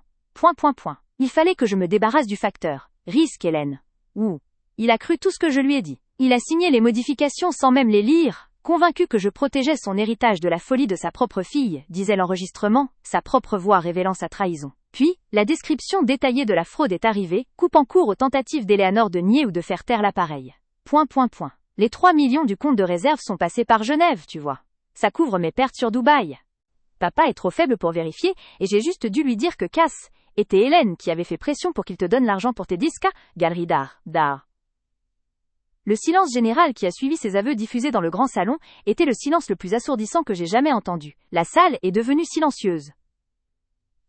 Était un silence de mort, un vide sonore où seule la voix enregistrée d'Eleanor résonnait comme un coup de tonnerre. Maître Leclerc, figé, a enlevé ses lunettes, ses yeux reflétant l'incrédulité et l'horreur. Tante Solange, son visage habituellement sévère et hautain, était devenu livide, sa mâchoire tombante. Les autres membres de la famille présents étaient pétrifiés. Réalisant l'ampleur de la manipulation et de l'injustice que j'avais subie pendant des années, le mépris que j'avais enduré, étant pas basé sur mes échecs, mais sur les mensonges calculés de ma propre sœur. J'ai laissé l'enregistrement se dérouler jusqu'à la fin, les 98 secondes de l'aveu complet, sans bouger. Quand le son s'est arrêté, le silence est revenu, encore plus lourd, saturé maintenant non pas de la honte que j'avais ressentie, mais de la honte et de la stupéfaction collective de la famille face à la vérité révélée. Eleanor était démolie publiquement, exposée. Elle était plus la femme d'affaires triomphante, mais une criminelle, une manipulatrice, dont le masque venait d'être arraché devant tous les témoins qui avaient validé son mépris à mon égard. Ses yeux, emplis de larmes de rage et de terreur, étaient fixés sur moi, non plus avec du mépris, mais avec une haine pure et un désespoir profond. Elle comprenait l'île, étendue de sa chute. J'ai révélé la vérité. J'ai regardé Maître Leclerc, qui était le seul capable de comprendre les implications légales de ce que nous venions d'entendre. Maître, ces aveux détaillent non seulement la manipulation de mon père pour modifier le testament à mon désavantage, mais aussi un détournement de fond de la société familiale, ai-je dit. Ma voix toujours calme et mesurée, contrastant avec l'hystérie contenue de la pièce. Je crois que ce document audio change la nature entière de cette lecture testamentaire. Il révèle la vérité derrière l'héritage, et démontre que je n'ai jamais été indigne. Maître Leclerc, après un long moment de stupeur, s'est redressé, ses traits reprenant une rigueur professionnelle. Il a touché la clé USB du bout des doigts, réalisant que cette petite chose contenait la destruction de l'un de ses clients les plus influents. Madame Fournier, c'est une preuve extrêmement sérieuse. Les implications. Il n'a pas eu besoin de finir sa phrase. Eleanor a tenté une dernière manœuvre désespérée. Une tentative pathétique de revenir à l'ancienne dynamique de pouvoir. C'est un faux. Elle a trafiqué cet enregistrement. Hélène est folle. Elle cherche juste à nous nuire. Elle s'est tournée vers tante Solange, cherchant un soutien qu'elle avait toujours eu, mais tante Solange a détourné le regard, incapable de soutenir la sienne, réalisant que le jugement qu'elle portait sur moi depuis des années était fondé sur un mensonge. Je l'ai regardée cette fois avec une pitié froide. Tu peux le nier, Eleanor. Mais le fichier est daté, sécurisé, et il est rempli de détails financiers que seul l'auditeur légal pourra vérifier à la lumière des comptes de la société. Et crois-moi, l'auditeur va s'intéresser de très près à ce voyage à Dubaï et aux transactions bancaires qui ont suivi le détournement. J'ai retiré la clé USB de l'ordinateur et l'ai tendue à Maître Leclerc. Je vous prie de la conserver, maître. Ce n'est pas seulement la preuve que j'ai été manipulée et injustement écartée du testament de mon père. C'est la preuve qu'Eleanor est coupable de fraude. Et je suis prête à aller jusqu'au bout pour que justice soit faite non seulement pour moi, mais pour la mémoire de mon père. Ce jour-là, tout a changé pour elle. La femme qui m'avait humiliée devant tous, qui avait planifié ma chute et volé l'affection de mon père, était maintenant celle qui était exposée. Son pouvoir et sa réputation s'effondrant comme un château de cartes. Je me tenais au milieu du salon, la sève de la liberté coulant dans mes veines, enfin reconnue non pas comme la paria, mais comme celle qui avait révélé la vérité, qui avait tenu bon en secret. J'avais retrouvé ma valeur et ma voix, et le silence général était plus un jugement, mais un hommage à ma persévérance. La bataille était pas finie, mais la guerre était gagnée, car la vérité, mon secret, était désormais dans la lumière. Je me suis levée, la chaise en cuir lourd a émis un grincement sourd contre le parquet, un bruit minuscule mais assourdissant dans l'atmosphère déjà surchargée d'électricité statique et de jugement. Tous les regards se sont tournés vers moi, Des yeux qui, une minute auparavant, me voyaient comme une figure pathétique. Une erreur de parcours familial que l'on pouvait sans risque effacer du registre. Eleanor, elle, n'avait pas même pris la peine de cacher son amusement. Son sourire triomphant sec était légèrement étiré, interprétant mon mouvement comme le signal d'un départ précipité, d'une fuite honteuse après l'humiliation qu'elle venait de me faire subir, le coup de grâce de son discours ignoble où elle prétendait que j'étais indigne de l'héritage de notre père, parce que j'avais osé choisir l'art plutôt que le compte en banque. Était le sommet de l'arrogance, un mépris distillé et servi froid que j'avais enduré pendant des décennies, mais qui, dans ce salon lambrissé, venait de briser la dernière digue de ma patience. J'ai senti la chaleur monter à mes joues, non pas de honte, mais d'une rage froide et contrôlée, une force que j'avais nourrie en secret durant les 2 dernières années. J'ai ignoré les murmures qui commençaient à circuler entre les quelques membres de la famille présents. Tante Solange, ayant déjà arboré son air le plus désapprobateur, comme si le simple fait que je me lève était un affront à l'ordre établi des Dubois. J'ai marché lentement, mais pas mesuré, non pas vers la porte, mais vers le petit meuble multimédia intégré près de la cheminée. Était là que Maître Leclerc avait, un peu plus tôt, branché un système de sonorisation discret, pour s'assurer que sa voix, parfois chevrotante, porte dans toute la pièce. La petite fente USB et la façade noire et lisse m'attendaient. Eleanor a d'abord ricané doucement, un son sec et dédaigneux. Elle a penché la tête vers Maître Leclerc, haussant les épaules dans un geste qui signifiait « Regardez-la, notre artiste capricieuse fait une scène ». Puis, elle a levé un bras en ma direction, son bracelet en or captant la lumière du plafonnier. « Assez, Hélène. Nous avons déjà assez perdu de temps avec tes fantaisies. Si tu veux nous présenter tes aquarelles, ce n'est vraiment pas le moment. Tu nous fatigues, assieds-toi. » La condescendance dans sa voix était une lame, mais cette fois, elle n'a fait que renforcer ma détermination. Elle voulait me rabaisser une dernière fois, me faire passer pour la folle de la famille. Elle ignorait que j'avais gardé en secret une preuve capable de démolir tout ce qu'elle avait construit. Je n'ai pas répondu. Je n'ai pas regardé Eleanor. Le silence était mon arme la plus efficace pour l'instant. J'ai sorti de la poche intérieure de mon blazer une minuscule clé USB noire, presque invisible. Je l'ai insérée dans le port du système audio. J'ai entendu le clic sec qui signalait la connexion. Mes doigts se sont posés sur l'aile, écran tactile, naviguant à travers les dossiers. Mon cœur battait fort contre mes côtes, un tambourinage sourd qui, je le craignais, allait résonner dans toute la pièce. Non pas de peur, mais de l'adrénaline pure du moment où la vérité, après des années d'étouffement, est enfin sur le point d'exploser. Je n'avais pas seulement enduré son mépris, je même étais préparé pour cette contre-attaque. J'avais attendu Kolal, événement familial parfait, le plus fort en symbolique, pour que l'impact soit maximal. Le testament de notre père était cet événement. Maître Leclerc, sentant que la situation lui échappait, a tenté d'intervenir, sa gorge se serrant. Madame Dubois-Lévesque, Mademoiselle Fournier, veuillez faire preuve de décorum. Nous sommes ici pour honorer la mémoire de votre père, pas pour Zacella. Eleanor, toujours confiante dans sa supériorité, a coupé le notaire d'un geste de la main. Laissez-la, maître. C'est un caprice d'enfant. Elle reviendra s'asseoir quand elle aura compris que ses tentatives de nuisance sont vaines. Elle me regardait avec une curiosité mêlée d'un ennui suprême. Elle était sûre de gagner et de me voir échouer lamentablement.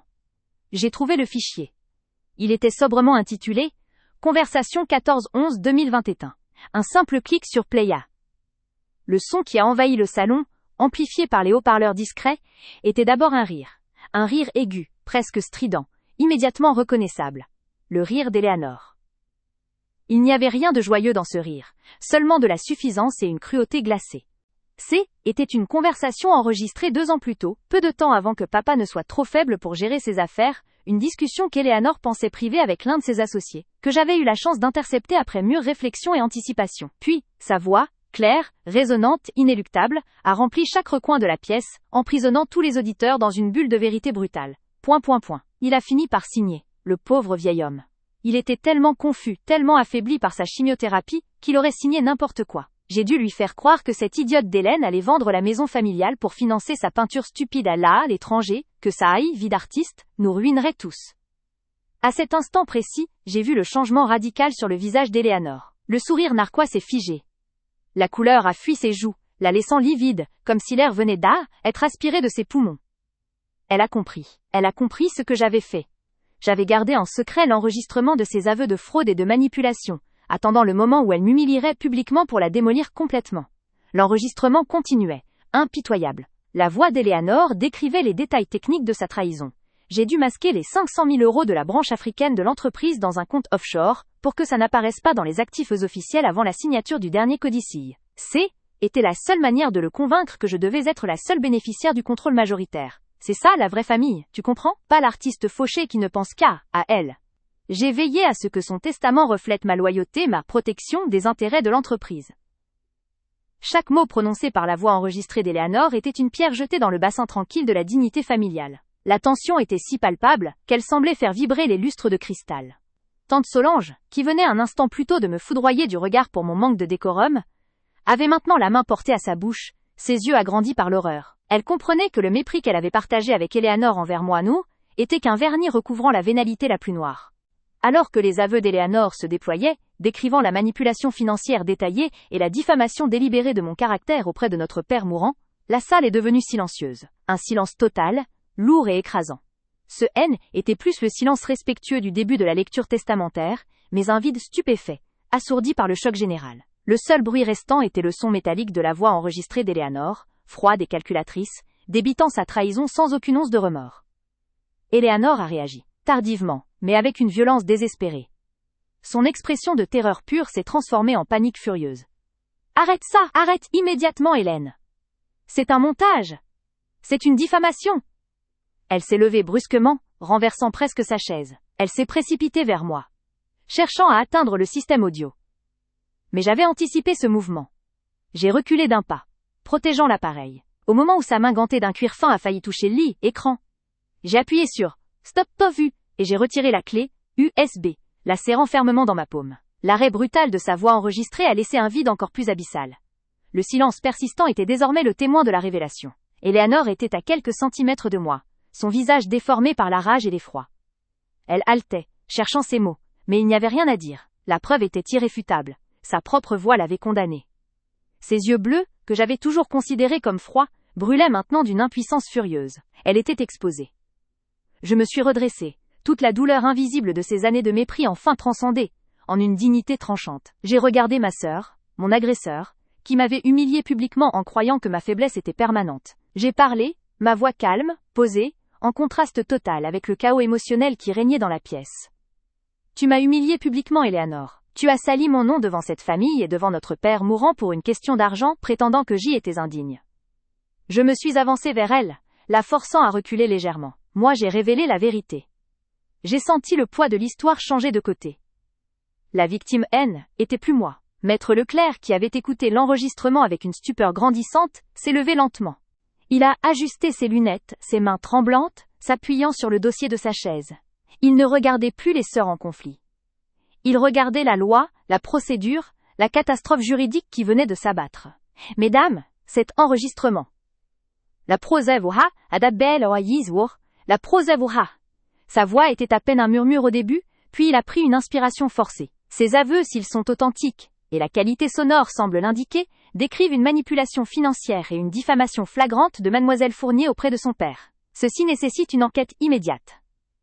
Il a continué, le ton devenant plus professionnel malgré le désordre de ses émotions. Nous parlons ici de faits pouvant être qualifiés de calé captation d'héritage et de calé fraude aggravée. La validité du dernier testament, signé sous ce que nous avons toutes les raisons de croire être une influence indue, est potentiellement nulle. Le codicille principal pourrait être annulé. Le mot « annulé » a résonné comme un coup de tonnerre. Eleanor, dont la fortune et la réputation reposaient sur cette succession, a chancelé. Elle n'était plus la femme d'affaires froide et respectée. Elle était une criminelle potentielle, prise en flagrant délit devant tous. Tante Solange a lâché un petit cri étouffé, réalisant que le mépris familial qu'elle avait cautionné était basé sur un mensonge criminel. Eleanor, exposée, ne pouvait plus rien dire. Le masque de la supériorité était tombé, révélant la petite âme avide et effrayée en dessous. Elle était démolie publiquement. Son silence haine n'était pas un choix, mais une capitulation forcée devant la vérité implacable. Elle ne pouvait plus me dénigrer, car sa propre voix avait prouvé que J était la victime de sa machination. Maître Leclerc m'a regardé avec un respect nouveau, une reconnaissance de ma force et de ma discrétion. Il m'a demandé la clé USB pour la placer sous scellé, comme pièce à conviction essentielle. En lui tendant l'objet minuscule, j'ai senti le poids des années de frustration et de mépris s'envoler. J était légère. J était enfin libérée. Ce jour-là, tout a changé. Non seulement j'avais récupéré ma dignité, qui valait infiniment plus que l'héritage lui-même, mais j'avais également provoqué le début d'une procédure qui allait rétablir la vérité sur la fortune de papa et ma juste part dans celle-ci. J'avais repris le pouvoir devant celle qui m'avait fait taire pendant des décennies. La justice n'était pas seulement légale, elle était émotionnelle, cathartique et complète. Eleanor avait perdu plus que de l'argent. Elle avait perdu son statut, son image et la confiance absolue de la famille, qui avait été témoin de sa chute. Je l'avais humiliée par la vérité, et elle ne s'en remettrait jamais. Éteignée en un rictus de pitié méprisante. Elle était convaincue que je m'apprêtais à faire une scène pathétique, peut-être à supplier, ou, pire encore pour elle, à déballer de vieilles histoires familiales sans substance légale. Je l'ai ignorée. Mon attention était concentrée sur le système de sonorisation discret installé contre la bibliothèque en chêne massif, le même que Maître Leclerc avait utilisé quelques minutes plus tôt pour s'assurer que sa voix, pourtant déjà puissante, atteigne chaque recoin du vaste salon où l'odeur persistante de vieux cuir et de cire d'abeille polie flottait comme un fantôme de notre enfance. Ce système, simple et élégant, était le socle de ma vengeance, le seul outil que je pouvais utiliser pour projeter cette vérité que j'avais gardée en secret pendant 2 années entières, un poids invisible qui m'avait presque brisé. Je m'avançais avec une lenteur calculée, chaque pas résonnant non pas sur le plancher ciré, mais dans le tambour de ma propre poitrine. Le regard de tante Solange me brûlait le dos. Elle avait toujours été l'alliée silencieuse d'Eleanor, la gardienne des conventions qui jugeait ma vie d'artiste comme une fantaisie adolescente prolongée. Une preuve de mon inaptitude à gérer les affaires sérieuses de la famille Dubois. Son visage, habituellement figé dans une expression d'ennui aristocratique, se crispa légèrement, mêlant l'interrogation au dégoût. Eleanor, impatiente et sûre d'elle, finit par rompre le silence tendu. « Ah, Hélène, ne nous fais pas perdre plus de temps. Si c'est pour nous réciter un de tes poèmes lamentables, ou nous montrer ta dernière toile abstraite, je te prie de t'asseoir. Maître Leclerc a d'autres rendez-vous. » Sa voix était douce comme du velours, mais sa coupe, destinée à me rabaisser, était acérée et publique. Elle jouissait de ma vulnérabilité supposée. Elle croyait que Gizy était une âme oubliée, sans défense, incapable de riposter face à sa domination matérielle et intellectuelle. « Nous avons tous compris que, légalement tu n'as rien, » ajouta-t-elle, haussant un sourcil impeccable.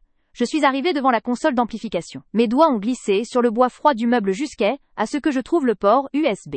J'ai sorti de la poche intérieure de mon tailleur noir, acheté spécialement pour l'occasion, une petite clé USB métallique, anodine et minuscule, mais qui contenait la force d'un cataclysme. L'insérer demanda un effort de concentration immense. Je devais ignorer la moquerie perceptible dans le coin des lèvres d'Eleanor, l'air las de Maître Leclerc qui s'apprêtait à intervenir, et cette boule glacée qui, était logée dans mon estomac depuis le début de la lecture. La petite lumière bleue sur la clé s'alluma, confirmant la connexion.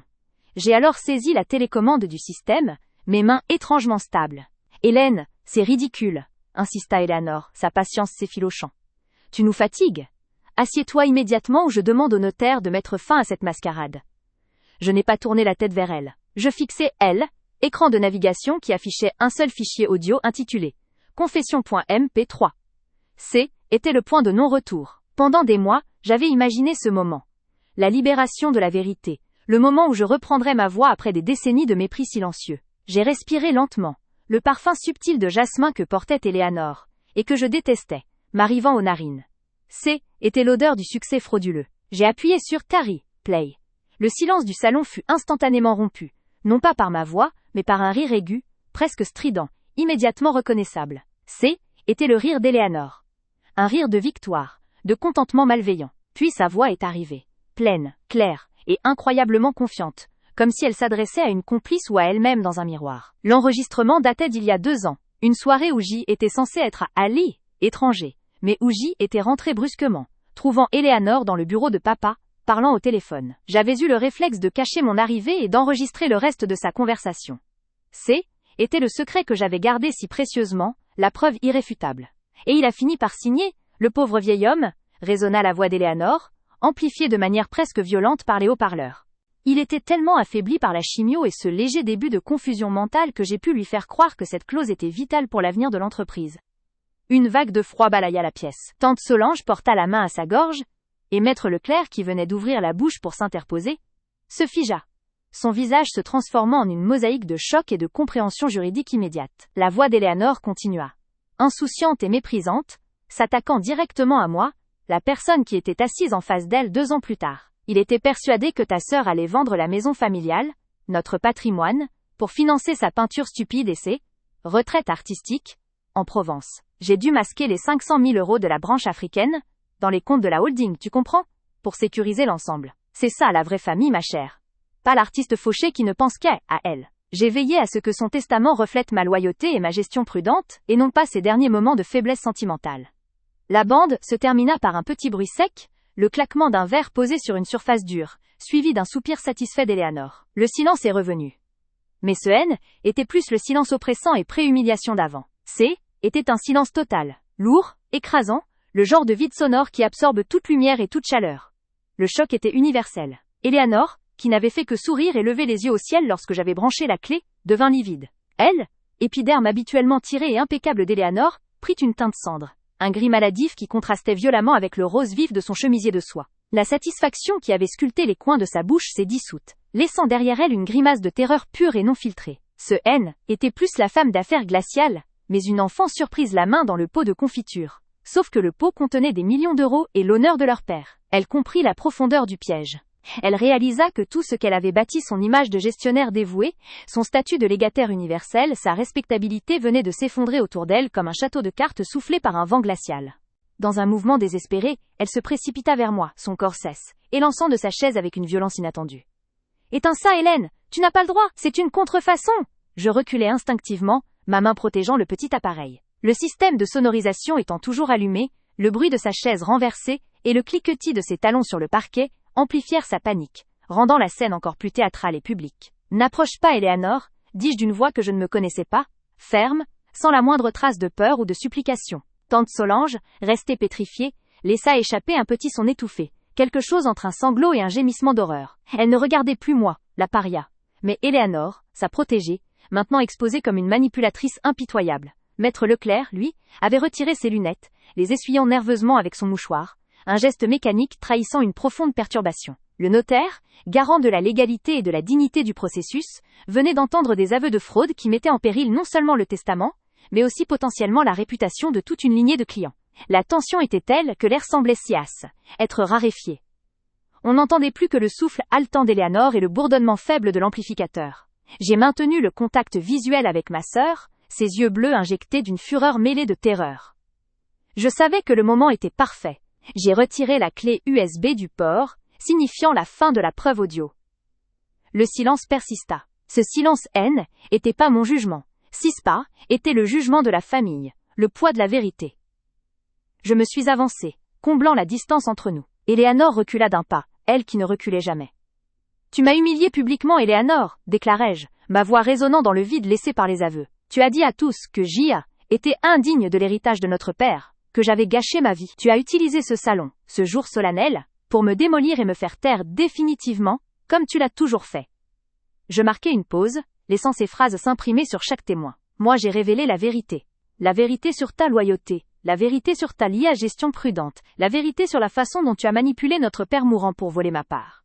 Eleanor tenta de bredouiller quelque chose, un mot, une défense, mais aucun son ne sortit de sa bouche. Ses lèvres tremblaient. C'est alors que Maître Leclerc, reprenant ses esprits et son rôle d'officier ministériel, intervint.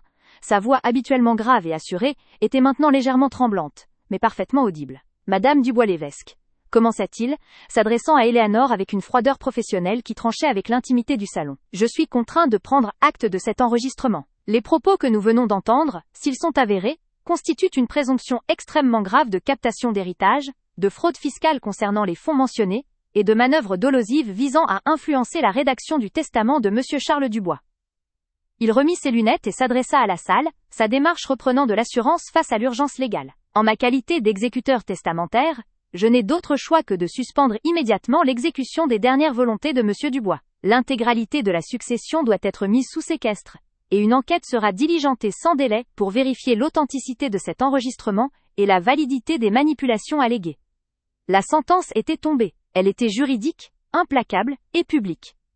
Eleanor, exposée et maintenant officiellement suspectée de crime, s'effondra littéralement sur sa chaise. Son image de femme d'affaires respectée écroula sous le poids de la honte et de la menace légale. Elle était plus la triomphatrice, mais la criminelle potentielle. Elle était démolie publiquement.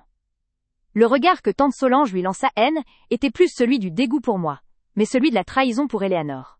Elle avait misé sur la mauvaise personne, celle dont la soif d'argent et de pouvoir avait conduit à la déchéance de la famille entière. Je me tenais là, au milieu du salon, baigné par la lumière crue de l'après-midi filtrant par les grandes fenêtres. La douleur accumulée des années de mépris, des insultes déguisées, et du sentiment être une étrangère dans ma propre famille, s'est dissipée en une fraction de seconde, remplacée par une vague de libération pure et puissante. J'avais gardé la preuve en secret non par malice, mais par survie.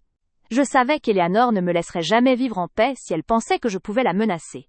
J'avais attendu événement familial fort, le moment où l'impact serait maximal. Elle avait choisi la lecture du testament pour m'achever. J'avais choisi le même lieu et la même assemblée pour la détruire. Je n'avais plus besoin de crier, de me justifier, ou de supplier. La vérité, projetée par une simple clé USB, avait fait tout le travail. Mon cœur, qui était senti lourd et contraint pendant des années, s'est allégé, comme si un cadenas rouillé venait d'être brisé. J'avais repris ma valeur, non pas grâce à l'héritage, mais grâce à la force d'avoir enfin affronté mon bourreau, et d'avoir prouvé mon intégrité. Maître Leclerc se tourna vers moi, son expression maintenant teintée d'un respect professionnel. Mademoiselle Fournier, il semblerait que vous ayez des informations capitales que nous devons étudier immédiatement. Ce jour-là, tout a changé. Eleanor fut forcée de quitter la maison familiale sous l'œil vigilant de Maître Leclerc et de ses assistants. Elle ne me regarda plus. Elle fixait le sol, épaules courbées sous le poids de sa chute vertigineuse. Son arrogance était évaporée, laissant derrière elle une coquille vide, tremblante. La femme qui m'avait traité d'artiste fauché et d'indigne se retrouvait au bord d'une enquête criminelle, son empire d'apparence brisé. Je suis restée seule un instant dans le salon, le silence apaisant succédant au chaos. Je pouvais enfin respirer l'air de cette maison, sans sentir le poids du jugement familial étouffé. Était plus Hélène, la fille ratée. Était Hélène, celle qui avait révélé la vérité, celle qui avait fait preuve d'une prudence et d'une force que personne n'aurait soupçonnée. Mon père, malgré sa faiblesse et sa manipulation finale par Eleanor, était pas entièrement sans défense. J'avais défendu sa mémoire, en prouvant qu'il avait été victime de sa propre fille préférée. La libération que j'ai ressentie était d'une intensité cathartique. Était la fin d'un chapitre de douleur invisible. La fin d'une ère où le mépris d'Eleanor dictait ma place dans le monde. J'avais repris le pouvoir devant celle qui m'avait fait taire pendant des décennies. Et ce pouvoir était pas financier, il était moral. Les jours qui ont suivi ont été remplis de réunions avec Maître Leclerc et les avocats. L'authenticité de l'enregistrement fut confirmée, laissant Eleanor sans recours. Les 500 000 € masqués dans la branche africaine de la holding furent découverts, confirmant la fraude. Le testament fut annulé, et la succession fut finalement partagée équitablement entre les héritiers légitimes, dont je faisais désormais partie à part entière. Mais la véritable victoire était pas l'argent. La victoire était le regard des gens, le respect que je lisais désormais dans les yeux de ceux qui, comme tante Solange, m'avaient jugé. La victoire était le silence d'Eleanor. Elle qui aimait tant la parole et le pouvoir, elle était réduite au silence par la loi et par sa propre honte. J'ai continué ma vie d'artiste, mais ce était plus la même vie. J'avais les moyens de créer librement, sans la menace constante de la précarité, mais surtout, j'avais l'esprit libre. Chaque coup de pinceau désormais portait la marque de cette journée, la preuve que la dignité n'est jamais perdue, tant que l'on garde une preuve secrète de la vérité. J'ai finalement vendu la grande maison familiale, non pas pour financer mes cèdes et fantaisies, mais pour me bâtir un atelier lumineux dans le sud, loin des ombres toxiques de mon enfance. La dernière fois que j'ai vu Eleanor, était dans la presse, mentionnée brièvement dans un article sur une enquête financière. Elle ne était plus la puissante femme d'affaires, mais l'ombre d'une affaire. Elle avait perdu bien plus que l'héritage. Elle avait perdu sa réputation, l'admiration de la famille, et la capacité de nuire. Elle avait perdu la guerre de l'honneur. Je l'avais humiliée publiquement avec la seule arme qui vaille, la vérité. Et dans le silence qui avait suivi cette révélation, j'avais trouvé ma paix. Était plus âme oubliée, mais celle qui avait rétabli la justice. 26 980 caractères.